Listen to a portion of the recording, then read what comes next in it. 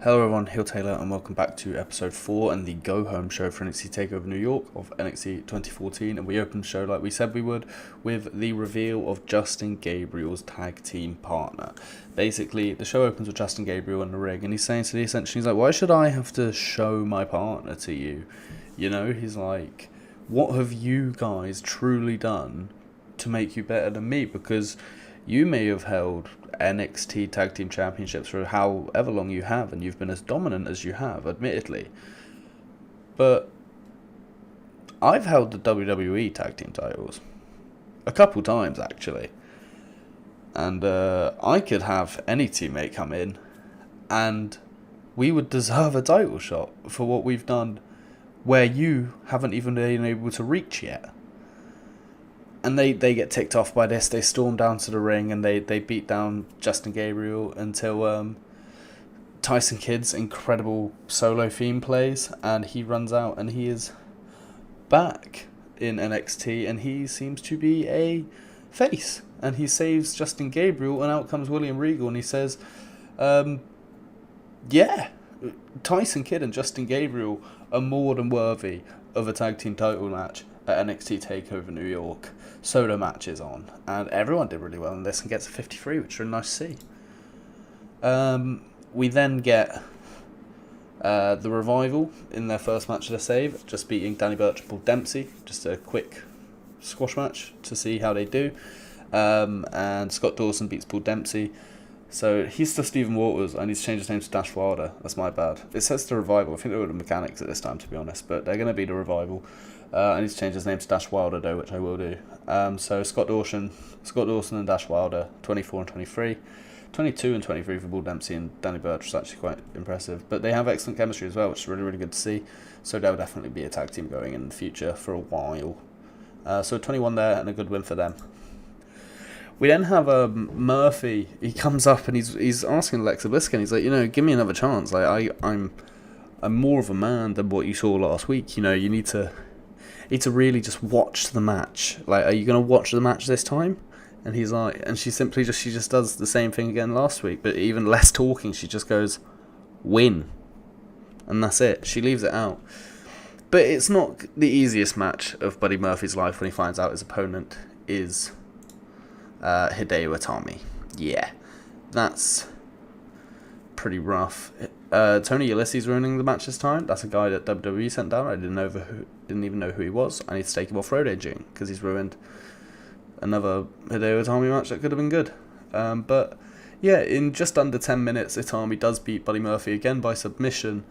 But the thing to note here is Itami it's still under 10 minutes, but very nearly 10 minutes to beat Buddy Murphy. Like, he got very motivated from what Alexa said. Like, you can see he did damage to Itami. Like, he showed he can hang, even though he didn't win. And it was a bit of a shock to everyone. But Hideo Itami just racking up another win here in NXT. Yes. We then get Sasha Banks backstage, and she's speaking to Becky Lynch again. She's just telling her, she's like, we could really be something. Look, I'm the number one contender now. Like, we have a platform where we can now move up in the rankings. Like, we can be the important women of this brand because we can win the NXT Women's Championship. And Becky's like, well, it wouldn't be we, would it? Like, would it? And then Charlotte actually approaches them, and she's like, Sasha, stop yapping on, okay? She was like, you're not going to win. There's no chance. I am the daughter of Ric Flair. Like, I'm the nature girl. I'm a second-generation superstar. I'm one of the best to ever do it. You have no chance against me. And Becky Lynch gets kind of a problem with this. She was like, who's to say that Sasha couldn't beat you? You call yourself the queen. She calls herself the boss. She's like, just because your dad's Ric Flair doesn't mean you're the best. And Charlotte actually takes offense to this. She's like, we've encountered each other a couple times before. You've always been quite nice to me. Like, what's the change in attitude? And she's just like, whatever, I'll see you at TakeOver. And Becky actually kind of sort of sides with Sasha a bit here, because she just thinks Charlotte's attitude was just well off, and they weren't a fan of it. But at 25 there, Winning into a 27, which is the number 2 ran across the Tron. I wonder if you can tell how this build's going here. And then into a 14. Damn, this sucked, bro. Bayley defeat Raquel Diaz in 4:51 by submission, apparently. Bayley win with a 24. Raquel Diaz with a 23. Bayley needs to... Come on. I know Sasha Banks and Charlotte kind of suck as well. But a 14, I expected better than a 14. We're going to go into a 46 rated segment where it is the NXT title contract signing that we said would happen from last week. And they both signed the contract, as you expect, and they both start fighting, as you would expect, in a wrestling contract signing. And it looks like Tyler Breeze is going to get the best of him until Neville manages to reverse him. Sort of daze him a bit until he can hit him with a red arrow through the contract signing table.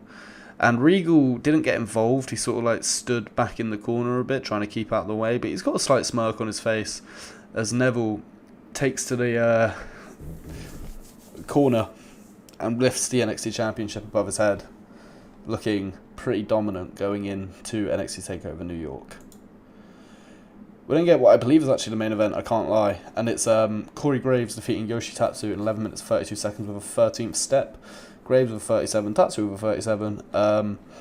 The World and Ashes storyline advances, and he gets the win over Woods' friend, who he obviously completely disrespected last week. And Regal confirms that Xavier Woods couldn't make it to the show today. Again, he has one appearance left on his contract, and I didn't pay attention to how many segments I put him in, because I thought he was here the whole time, and I only recently realised he was actually on loan for a little bit. But it doesn't really matter. Yeah, Woods vs Corey Graves is going to happen at TakeOver New York, and he gets 69 there, and that's very, very good. Into the final segment of the night, in which Sami Zayn comes out to the ring, and he's like, Bo, I want this match. You can't just ignore me. I know Regal spoke to you. You said you had one condition. What was the one condition? And then actually Regal comes out, and he's like, Sami, I know this match is good for business, but when you hear the condition, I won't be mad if you don't take the match. Like, we'll all understand, obviously. Especially with, not to put it in an offensive way, of course, your poor run of form, essentially, at the moment. You know, he's not picking up the wins he'd like to pick up. And he's like, what is the condition, Regal? Stop, like, beating around the bush. What is it? And Regal tells him that Bo Dallas said, if he can't defeat Bo Dallas, Sami Zayn being, at NXT TakeOver New York, Sami Zayn must leave NXT immediately. Sami sort of pauses at this and he's like, I don't know. And that's when Bo Dallas actually walks out, no music, just walks out behind Regal with a mic in his hand. And he's like, no, Sami, Regal's right. We will all understand if you cower away from this match in a desperate hope to hold on to your career here in the company that I built, because I'm Bo Dallas. I'm the longest reigning NXT champion, you know. And Sami's there, he's getting real heated, and he says, do you know what? Fine. I accept. Sami Zayn will put his NXT career on the line against Bo Dallas at NXT TakeOver New York, and that's how we end the show. And it's a 46. It's a decent show. The matches weren't great, obviously, but I didn't want to put too many important people in matches so far. Hideo Itami just picking up wins, so I didn't mind putting him in there. And Buddy Murphy losing sort of goes through the story at the moment. So it's a 46 overall. It's increasing our popularity in 24 regions. Very happy with that. And I hope you're all excited for the pay-per-view, because that's what's coming next. And I will see you in the next one. Do not forget to put predictions down below. I don't know if anyone will see this or have watched this far, but I just thought I'd mention, if you want to put your predictions for the card down below, the card will be in the description of the video.